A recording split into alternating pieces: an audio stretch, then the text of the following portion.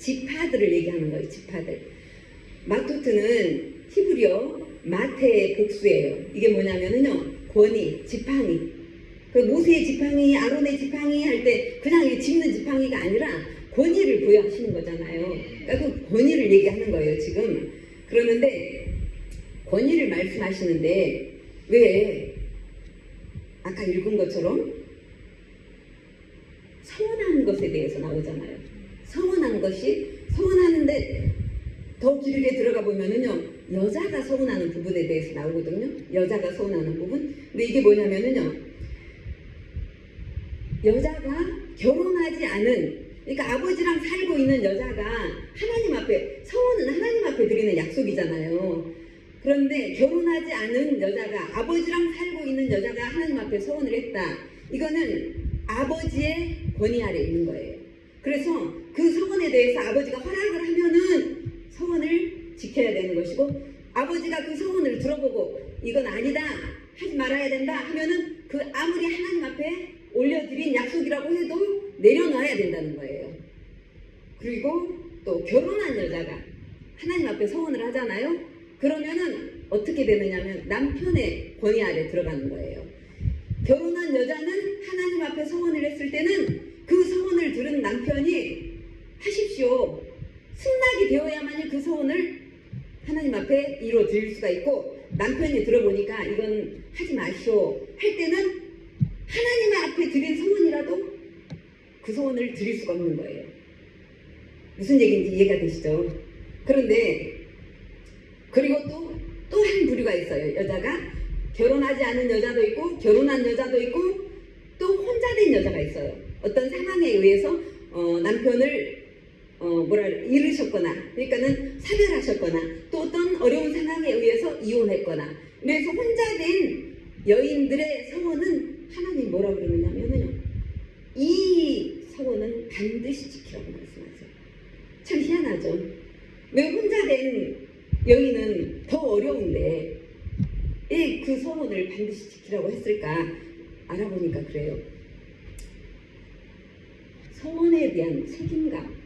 나는 이제 내가 혼자 살잖아요. 만약에 제가 혼자 살고 있다 그러면은 하나님 앞에 드릴 어떤 약속을 할 때는 반드시 그것을 지키겠다는 그런 책임감 하에서 서원을 하라 이거예요. 무슨 얘기인지 알겠죠? 내 위에 권위가 없다는 거예요. 그러니까 내가 스스로 권위가 되어서 나의 서원을 하나님 앞에 드릴 때 반드시 내가 할 수 있는 것만 하라 이거죠. 하나님 앞에 약속을 지킬 수 있는 것만 서원을 하라는 거예요. 그런데 하나님께서는 남편에게, 아버지에게 어마어마한 권위를 지금 주신 거잖아요. 하나님 앞에 드리는 약속조차도 남편이 하지 마라 그러면 하지 않을 수 있을 만큼의 권위를 지금 준 거잖아요. 그런데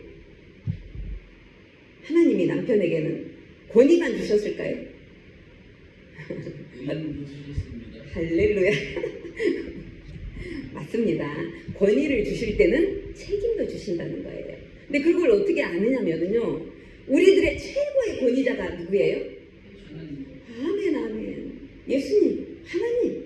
우리의 최고의 권위자가 하나님이시잖아요. 그런데 우리 하나님, 우리 예수님은 우리에게 권위만 있으신가요? 그렇지 않잖아요. 그죠? 우리를 완전히 책임져 주시잖아요. 그러니까 권위와 책임은 반드시 따라간다. 우리 하나님의 모습을 보면서 우리는 그것을 알 수 있다는 거예요. 그래서 아버지들, 또 남편들, 하나님께서 주신 막강한 권위를 가지고 가정을 잘 공급하고 채워주고 아내를 사랑하고 자녀를 잘 양육하고 이런 책임 하나님이 주셨다는 거예요. 아멘? 할렐루야? 그런데요, 성경 가운데 서원을 잘못해가지고 그야말로 우리말로 혼쭐난 어떤 분이 있어요.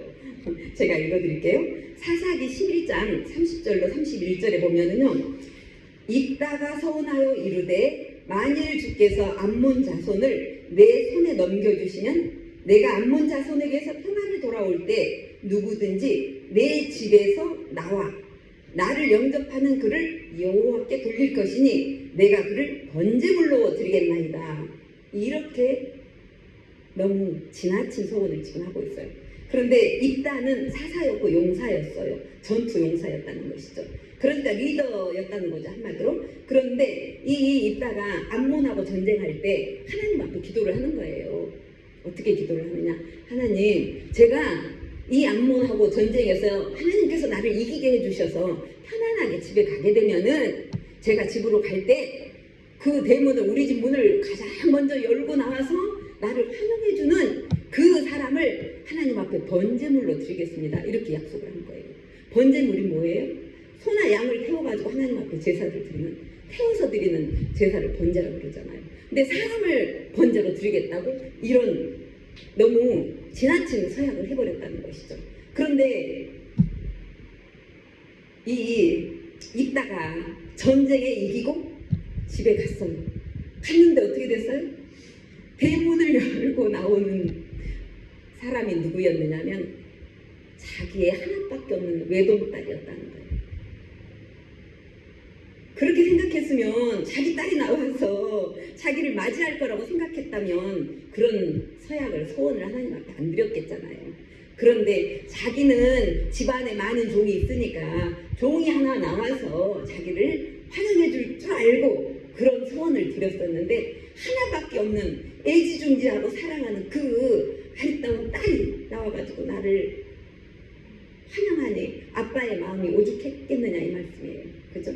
그런데 하나님은 자녀를 불 가운데 넣는 것을, 그건 몰래 그 우상숭배 하는 자들이 그렇게 하잖아요. 자녀들은 불에 태우고 불을 가운데로 지나가게 하고. 그래서 우리 하나님은 그런 걸 좋아하시는 분이 아니세요.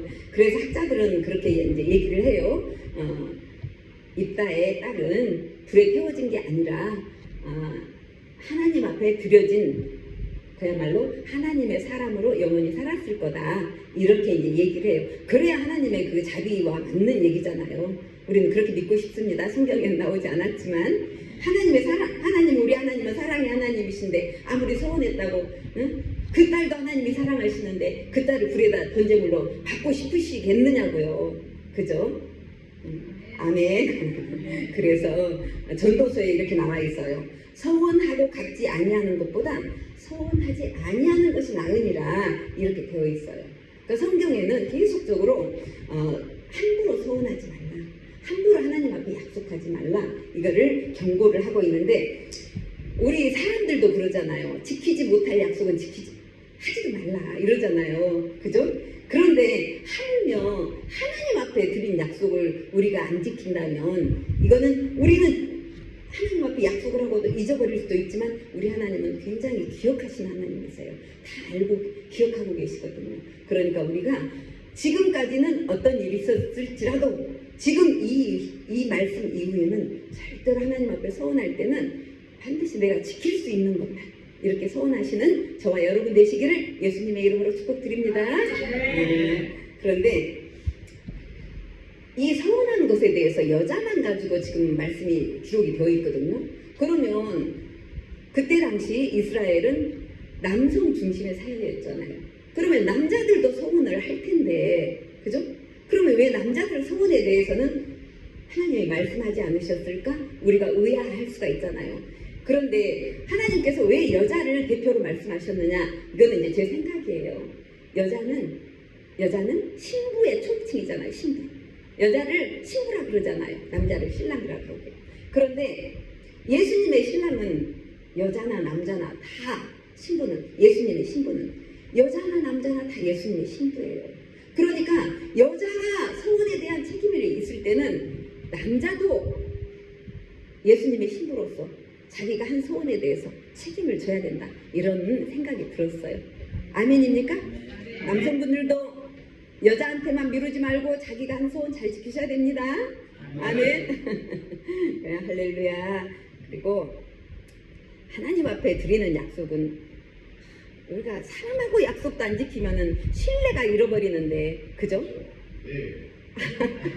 김대하 선생님 감사합니다. 반응해 주셔서. 근데 정말 하나님 앞에 드리는 우리 약속, 서원, 결단, 우리가 잘 나를 살피고 난 후에 할 수 있을 것만 하는 저와 여러분 되시기를 다시 축복드립니다. 그런데 유대인들에게는 1년에 한 번씩 그런 날이 있었대요. 자기가 서원하는 것을 이루지 못한 것을 회개하는 날이 있었는데 언제냐면은 대속제일 때, 욤키프르 때, 욤키프르 전날 밤에 25시간 금식을 한대요. 물도 먹지 않고. 그러면서 하나님께 기도를 한대요. 하나님, 제가 하나님 앞에 약속을 했는데 지키지 못했습니다. 깨끗하게 하나님 용서해 주시고 다시는 그러지 않도록 은혜를 베풀어 주시옵소서. 이렇게 금식을 완전히 물도 먹지 않으면서도 그만큼, 그러니까 그 유대인들은 하나님 앞에 드린 소원에 대해서 뭐라 그럴까, 중요하다는 것을 알고 있었다는 얘기잖아요. 그리고 그래서 우리는 하나님 앞에 드리는 소원도 물론이지만 사람에게 대한 약속도 잘 지켜서 하나님의 자녀다운 모습으로 우리가 그렇게 살아가기를 원합니다. 아멘. 아멘. 두 번째 본문이에요. 민수기 31장 17절입니다. 같이 합독하실까요? 그러므로 아이들 중에서 남자는 다 죽이고 남자와 동침하여 사내를 아는 여자도 다 죽이고, 이렇게 되어 있는데 이 말씀은 무슨 말씀이냐면요, 이스라엘 군인이 미디안과 전투하고, 미디안하고 이제 전투를 했어요. 왜 하게 됐느냐면 미디안이 그 이스라엘을 음란하게 만드는 그런 사건이, 고수비 사건이 있었잖아요. 그러는데 하나님은 그것을, 하나님의 이 미디안은 하나님의 원수다라고 생각하시는 거예요. 그 원수를 갚아라. 이스라엘의 원수는 하나님의 원수라는 거예요. 이스라엘을 사랑하는 자는 사랑하시고, 이스라엘을 저주하는 자는 저주하시고, 이스라엘을 음란 가운데 빠진 자는 하나님의 원수가 되었다는 그런 말씀이에요. 그래서 미디안과 같이 이제 전쟁을 하게 되는데, 괜찮으세요? 전쟁에 잘 이기고 왔어요. 어떻게 이기고 왔느냐면 당시 이스라엘 군사는 한 100만 명이 됐대요. 제법 많은 숫자이지만 하나님이 100만 명을 다 보낸 게 아니라 12지파 중에 12지파에서 각 지파에서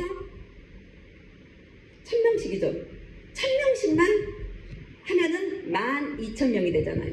12,000명만 전투에 내보내서 강력한 미디안과 전쟁을 하게 만든 거예요. 그런데 전쟁을 할 때 어떻게 했어요? 성경 가운데 있는 거 제가 간추려서 말씀드릴게요. 12,000명 병사들 앞에 제사장 비느하스가 성전에 있는 기물, 근데 여기 학자들은 그렇게 얘기해요. 성전에 있는 기물 중에 법궤를 아마 들고 갔을 거다, 그렇게 얘기해요. 법궤를, 비느하스가 제사장이잖아요. 법궤를 먼저 딱 앞에 들고 나팔을 들고 전투장에 나갔다는 것이죠. 그러니까 이 전쟁은 칼과 창으로 하는 전쟁이 아니었던 것이죠. 무슨 전쟁인지 알겠어요? 하나님께서 하시는 전쟁이었다는 것이죠. 그러니까 제사장이 앞에 나가서 하나님의 법궤를 들고 은나팔을 들고 이렇게 나가서 하는 전쟁이 힘으로 하는, 칼로 하는, 무력으로 하는 전쟁이 아니라 하나님의 여호와의 영이 가득 채워진 자를 사용하셔서, 비느하스가 제사장이잖아요. 비느하스가 어떤 사람이었어요? 저번에 우리 에스더 목사님 설교 가운데 그런 거 있었잖아요. 고수비하고 시물인가요?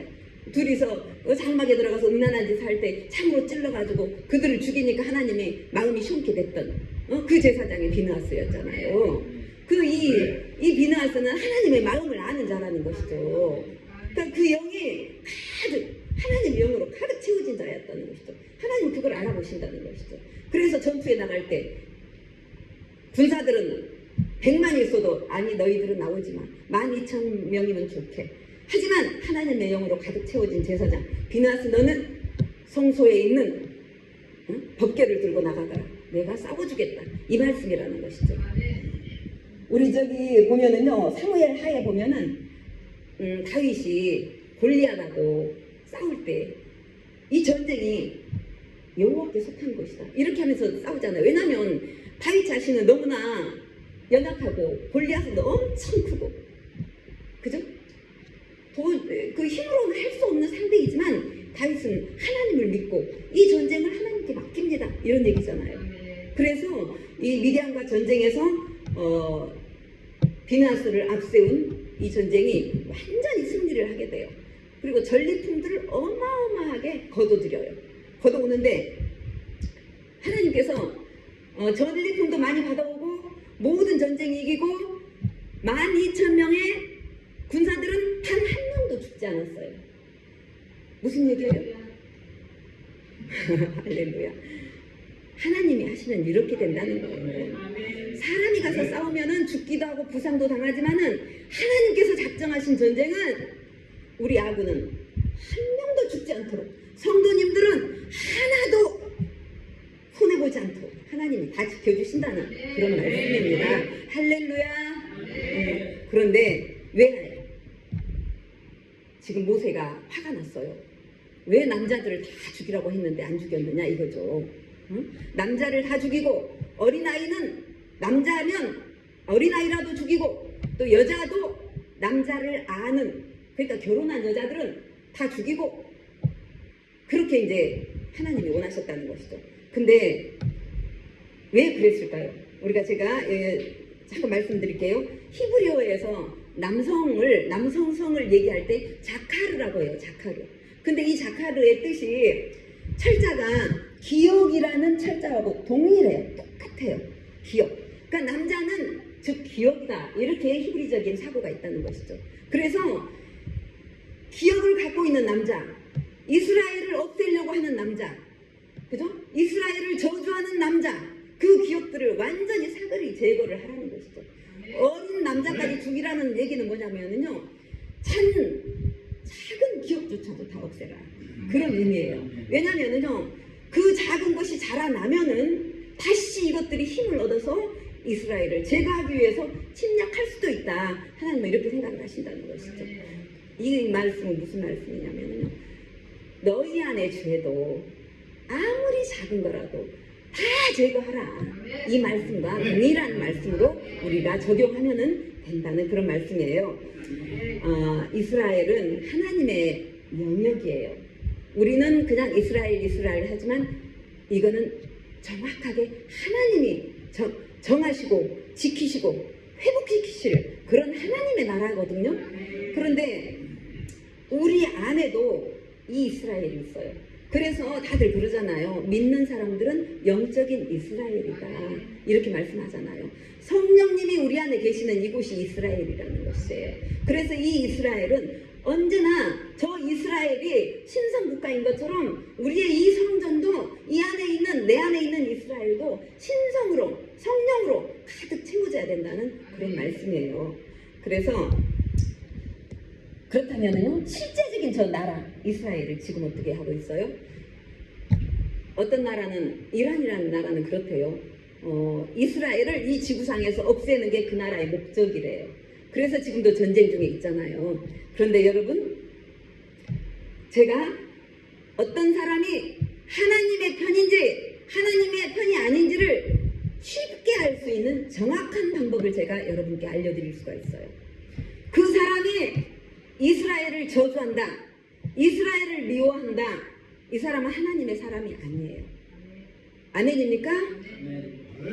어떤 사람이 이스라엘을 축복한다, 이스라엘을 우호적으로 말한다, 이스라엘을 돕고 기도한다, 이 사람은 하나님의 사람이에요. 이렇게 평가하시면 정확합니다. 아마 천국에 가서 이 정확한 것에 대해서 인정받을 수 있을 것 같아요. 저는 그렇게 생각을 합니다. 왜냐하면 이스라엘은요, 하나님 자신이 말씀하셨어요. 당신의 눈동자라고. 하나님 자신의 눈동자라고 이스라엘을 그렇게 말씀하셨다는 거예요. 그런데 그 이스라엘을 없애려고 한다면 하나님 마음이 어떠시겠어요? 그 나라를 그냥 두고 보시겠어요? 하나님께서? 우리는 이스라엘을 축복해야 됩니다.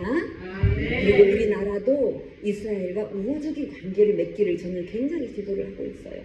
그래야 우리나라가 복을 받아요. 우리나라가 복을 받아야 백성들이 평안하잖아요. 그래서 우리 정치하시는 분들도 이스라엘과 좋은 교류를 맺고 지금 전쟁 가운데 있는 이스라엘을 서로 도울 수 있는 그런 상황이 되면 좋겠어요.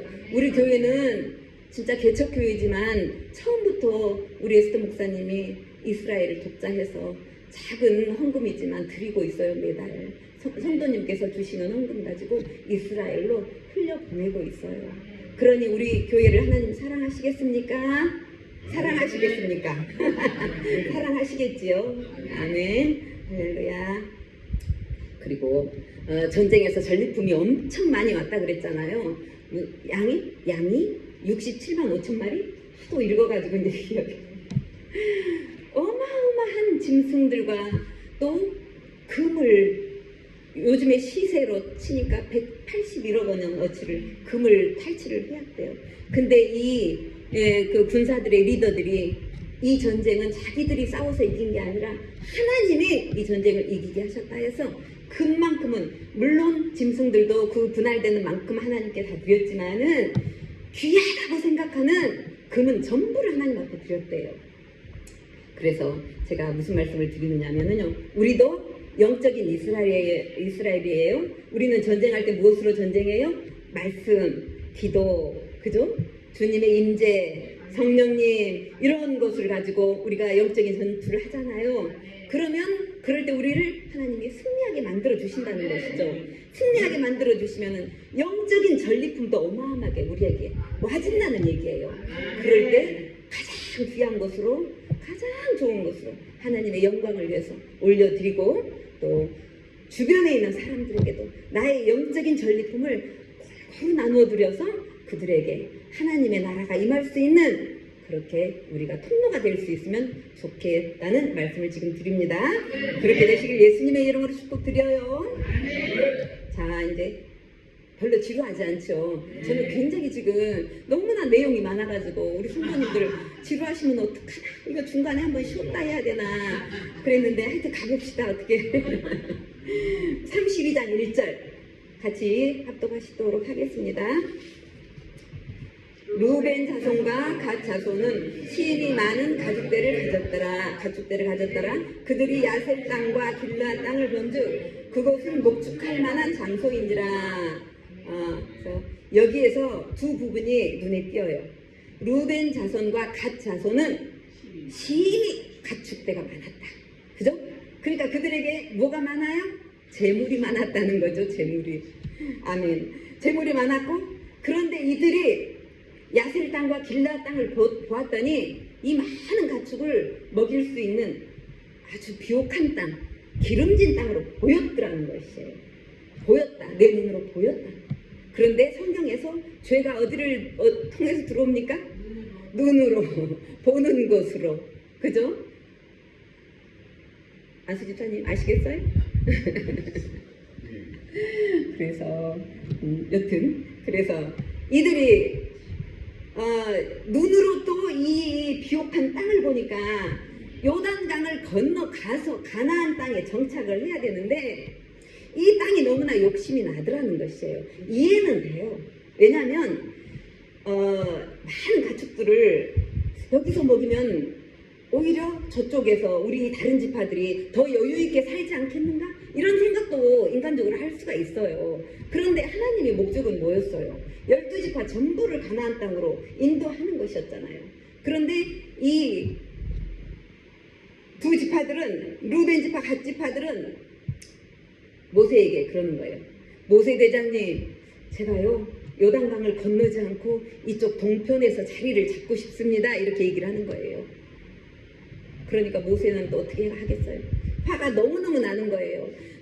너희 자손, 너희 선조들이 그 전에 정탐꾼으로 보낼 때도 그렇게 낙심되는 말을 해가지고 우리 자손들을 그렇게 힘들게 하더니 또 요단강을 다 건너야 많이 하나님의 목적을 이루어 드리는 건데 너희 두 지파는 안 간다고 하니 이게 무슨 말이냐? 이렇게 이제 모세가 화를 냈다는 거예요. 하지만 하나님도 또 우리에게 자유의지를 주시잖아요. 하나님 뜻을 따르지 않고 내가 뭔가를 판단했을 때 하나님은 그래 한번 해봐 이러시는 분이시잖아요. 우리의 의지를 또 인정해 주시고 그래 한번 해보거라 이렇게 하시는 분이 우리 하나님이시잖아요. 그래서 모세도 그러면 조건이 있다. 가나안에 가서 너희들이 가나안 7족속을 다 멸해야 되는데 너희 그 다른 지파 형제 지파들하고 같이 먼저 싸우라.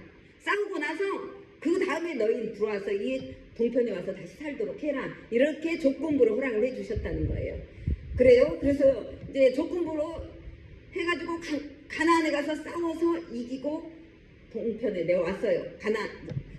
요단 동편에서 자리를 잡았는데 이 동편 땅이 얼마나 좋은 땅이냐면요. 왕의 배로가 있었어요.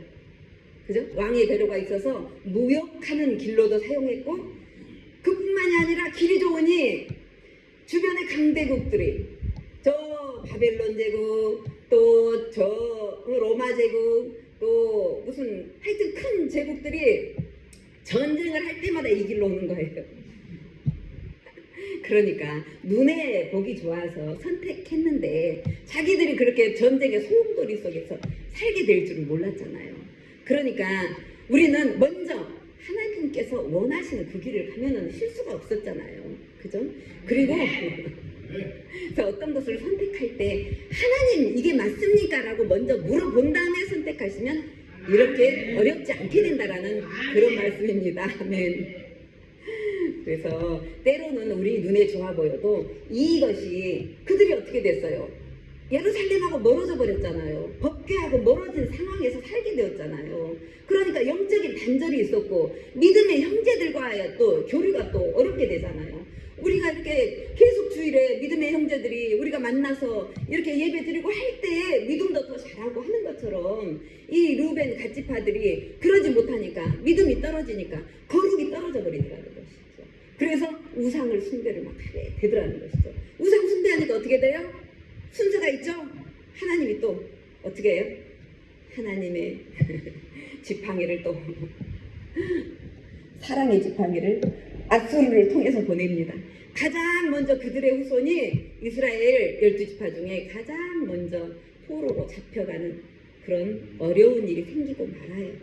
무슨 일인지 아시겠죠? 그래서 하나님의 계획 안에서 우리가 살면은 그런 일이 없다라는 그런 말씀을 성경 가운데서 이렇게 우리가 찾아보았어요. 그리고 여기까지 했고, 그러면 우리가 목사님한테 제가 그 종에 대해서 종 사진 한번 우리가 이제 조금 또 지루할 수 있으니까 하나님이 또 이런 또 이게 뭐냐면은요, 모스크바 크렘린에 있는 차르의 종이에요. 차르의 종인데 크기가 어느 정도냐면은요, 높이가 6m가 넘어요. 6m가 넘고 무게가 200톤이 넘어요. 이게 1700년 초반에 만들어진 건데 이 종을 만들 때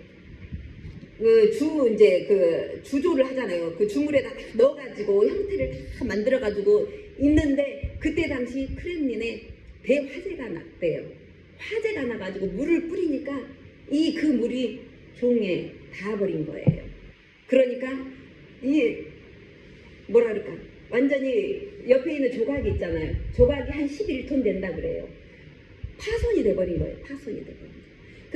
그때 당시 그 러시아에서는 세계에서 가장 큰 종을 만들겠다고 해서 저 종을 만든 건데, 종은 만들었지만 단 한 번도 울려보지 못한 그런 종이 된 거예요. 무슨 말씀이냐면요, 너무나 큰 것, 너무 많은 것, 너무 높은 것, 하나님 앞에 이런 것을 하지 마시라는 그런 영적인 메시지가 있는 것 같아서 제가 전해드려봤어요. 우리는 하나님 앞에 정말 겸손해요. 겸손해요. 그죠? 저에게도 얘기하는 것이지만 우리 모두가 그래야 하나님이 하나님 것을 마음껏 부어주시거든요. 깨트려 버리시잖아요. 저렇게 우리가 교만하면 높아지고자 하면 우리를 깨트려 버리신다는 거죠. 그렇죠?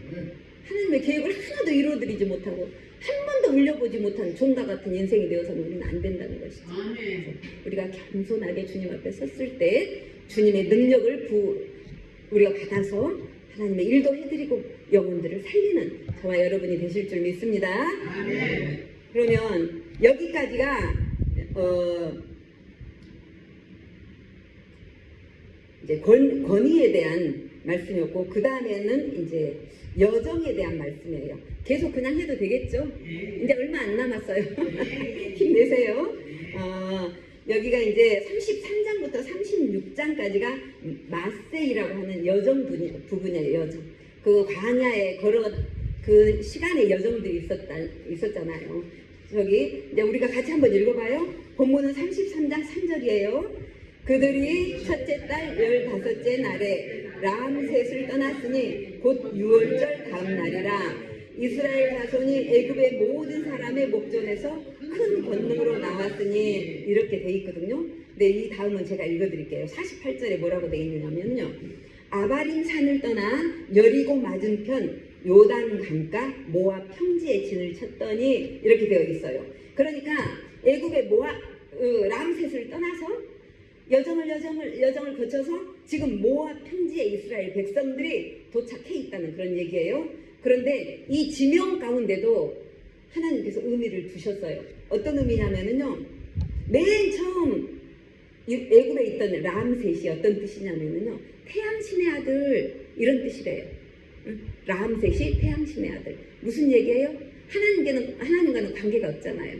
우상 숭배하는 자리다 이런 말씀이잖아요. 그런데 마지막에 진을 친 모압 평지의 의미가 뭐냐면요. 그의 아버지 이런 뜻이 있대요.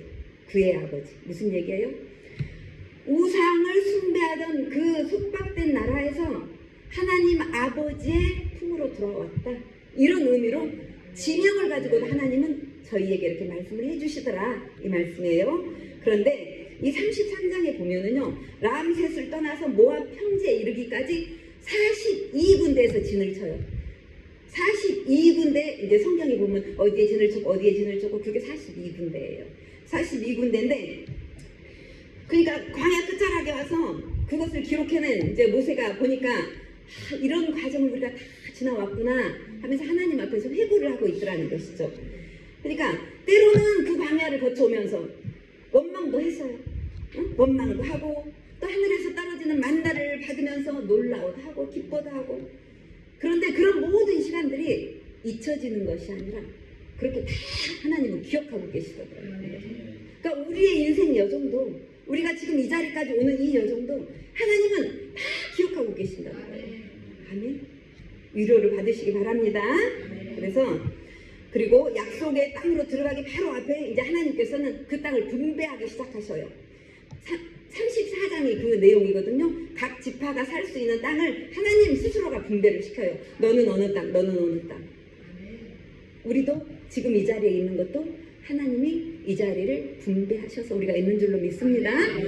세상에 많은 교회가 있지만 지구에 많은 교회가 있지만 성령 충만교회 성도님들은 이 성령 충만교회 거룩한 장소에서 나에게 예배를 드려라. 이렇게 분배를 받으셨다는 거예요. 할렐루야.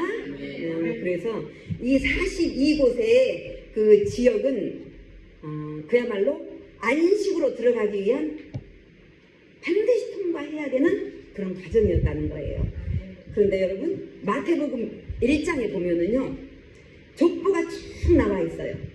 아브라함부터 쭉 나와 있죠. 아브라함과 다윗의 자손 계보라 이렇게 시작되는데 그 계보가요. 예수님까지 딱 오는 계보가 42계보예요. 40. 그러니까 42대째가 예수님이셨다는 것이죠. 이게 뭐라고 우리가 또 적용해서 받아들일 수가 있느냐면요. 이스라엘 백성들을 가나안으로 인도하신 것처럼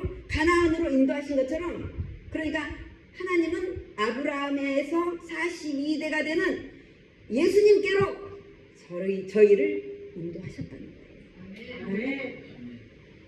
아멘이죠. 너무나 감사한 거잖아요.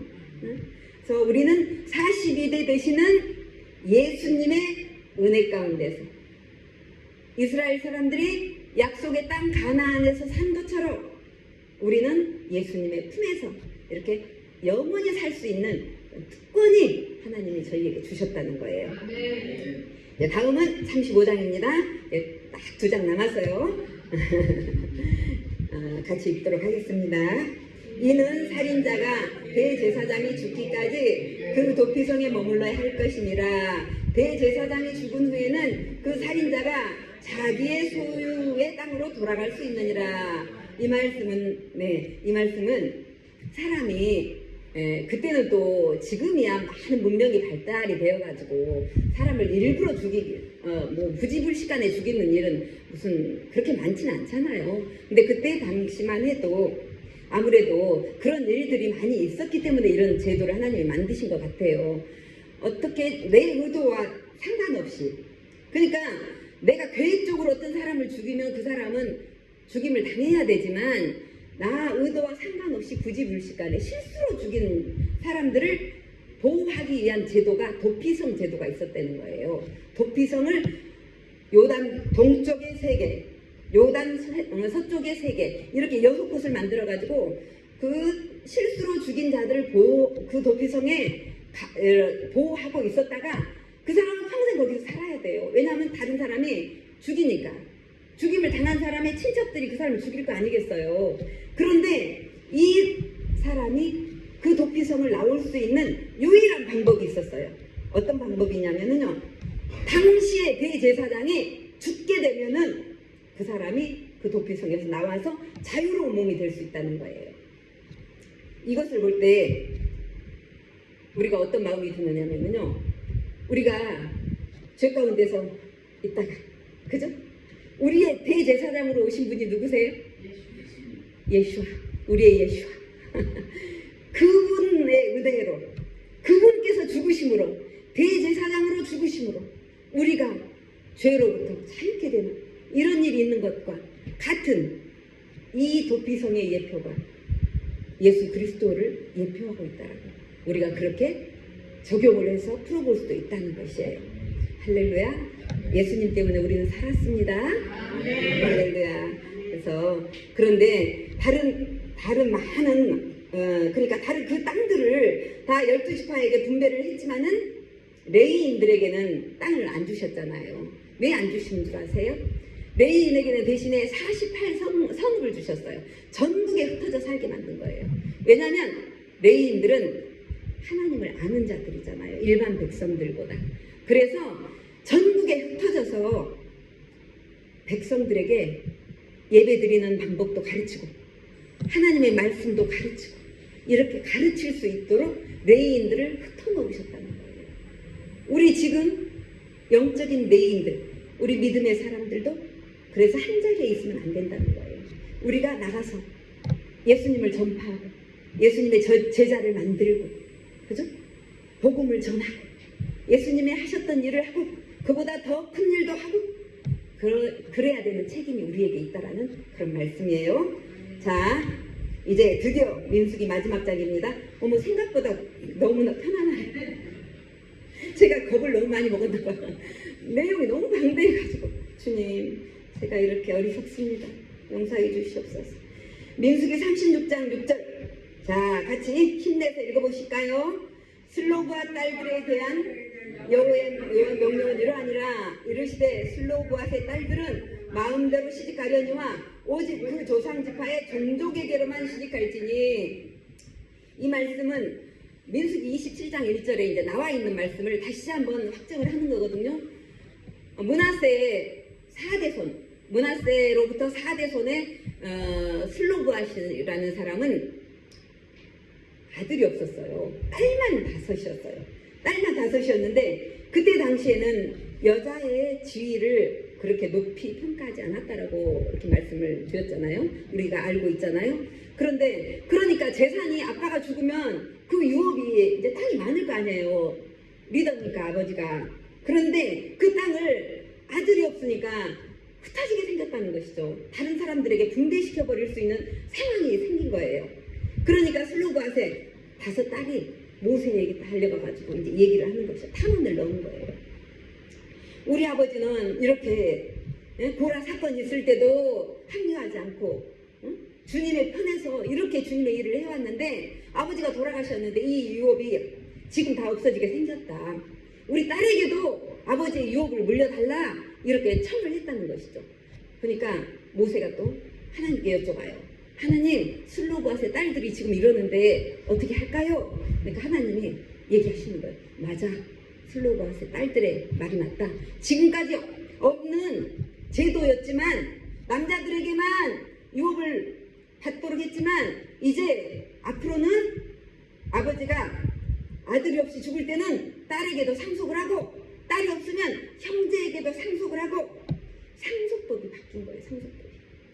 그래서 용감하게 하나님 앞에 그게 하나님의 뜻에 저촉되지 않는다면 우리가 구하고 찾으면은 그것을 하나님이 허락하신다는 그런 말씀을 지금 드려봤어요. 그래서 그런데 여기에서 유업을 지킨다는 또 다른 의미를 우리가 한번 같이 우리 지금 삶 가운데서 적용을 한번 시켜보기를 원하는데요. 우리에게 있는 가장 큰 유업이 어떤 것이 있을까요? 가장 큰 유업, 믿음의 유업. 아멘. 하나님을 섬기고 예수님을 사랑하는 그 유업. 그러니까 이 유업을 하나님은 낭비하지 않기를 원하신다는 거예요. 이 유업을 잘 간직하게 원하신다는 것이죠. 그래서 믿음의 가정이 결혼을 할 때는 반드시 믿음의 가정과 결혼을 하라는 거예요. 그러니까 이 슬로바앗의 딸들도 조건이 있었어요. 너희들이 시집갈 때 다른 지파에 가지 말고 므낫세 지파에게만 가거라. 그 조건을 따른다면은 그렇게 너희들이 아버지 유업을 받도록 하겠다. 그래야만이 이 유업이 다른 지파에게 넘어가지 않고 고스란히 므낫세 지파에게 보존이 될 수 있다. 이렇게 말씀을 하신 거잖아요. 그러니까 우리의 믿음의 유업도 낭비되지 않고 허비되지 않게 하기 위해서는 우리 자녀들, 믿음의 가정에서 배우자들을 선택해서 이렇게 연합을 해서 믿음의 가정을 계속적으로 주님 앞에 올려드리는 그런 일이 있어야 된다라는 그런 의미로 저에게는 다가와서 말씀을 드렸어요. 자, 이렇게 오늘 마토 투 마세이 두 토라 포션을 굉장히 긴 내용이었는데 시간이 잘 주님께서 지루하지 않게 이렇게 해주신 것 같아요. 기름 부어주셔서 감사합니다. 그런데 이스라엘 사람들은 토라의 한 권을 마칠 때 외치는 구호가 있다고 그래요. 이제 목사님 아시고 계시는데 한번 그거 올려볼까요? 같이 한번 따라서 해볼까요? 한 권 다 마쳤으니까 우리도 이스라엘 그 유대인들처럼 같이 해봐요. 하자크, 벨리트, 하자크. 또 다시 한번. 아멘. 한 번 더 그렇게 다시 하자크, 벨리트, 하자크. 힘내자. 우리는 강해질 것이다. 아멘. 모든 영광 주님 홀로 받으시옵소서. 예수님의 이름으로 기도드립니다. 자, 제가 기도하겠습니다. 마지막 날이라 기도문을 제가 좀 써왔습니다. 민수기의 마지막 날이라 주여. 주님, 많은 시간 저희 말이 가벼웠던 날들을 용서해 주시옵소서. 감정 따라 쏟아낸 약속들, 소원들을 이 시간 주님 앞에 다 내어놓습니다. 주님 용서하여 주시옵소서. 하나님 앞에서의 말은 생명을 살리는 씨앗이 되고 때로는 심판의 칼임을 저희가 기억하게 하소서. 너의 입에 말한 대로 다 실행할 것이니라 하신 주님, 우슬초에 보혈을 발라서 저희들의 혀를 다스려 주시옵소서. 또한 여기 이 자리까지 당도한 저희들의 광야의 모든 여정을 기억해 주시니 감사드립니다. 때로 눈물로 지나왔던 시간도 있었습니다. 때로 원망했던 날도 있었습니다. 그러나 혼자라고 느꼈던 그 시간도 모두 하나님의 손 안에 저희가 있었음을 고백합니다. 저희도 이제 이 여정의 끝에서 말씀의 경계 안으로 들어가기를 원합니다. 그리하여 하나님의 질서 안에서 살기 원합니다. 때마다 주시는 말씀을 따라 걷기 원합니다. 주님, 저희를 또 이렇게 거룩한 공동체에 속한 자로 부르셨으니 나만을 위한 신앙에서 벗어나게 하시고 함께 짐을 지는 믿음으로 서로 위로하고 세워주며 나아가게 하여 주시옵소서. 우리의 영원하신 신랑 예수님의 이름으로 기도드리옵나이다. 아멘. 할렐루야. 주님 영광 받으시옵소서. 아멘. 그 다음 문제.